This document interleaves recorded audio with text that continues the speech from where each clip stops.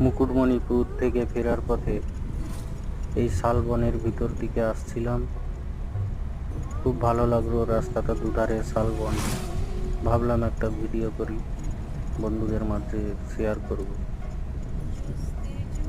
তো জঙ্গলমহলে এত সুন্দর রাস্তা, সব জায়গাতেই রাস্তাগুলো খুব সুন্দর এবং প্রাকৃতিক দৃশ্য একটা খুব ভালো লাগে। দু সাইডে জঙ্গল থাকে, শালবন, তোমার মৌল, শালমহুয়ার দেশ বলা হয় জঙ্গলমহলকে। এই রোডটা হচ্ছে সিমলাপাল হইতে বিষ্ণুপুর পর্যন্ত। আমি ভিডিওটা শুরু করেছিল সিমলাপাল আর বিষ্ণুপুরের মাঝামাঝি একটা জঙ্গল আছে, ওই জঙ্গলে। তো শুনেছি এখানে নাকি হরিণ, অনেক কিছু থাকে।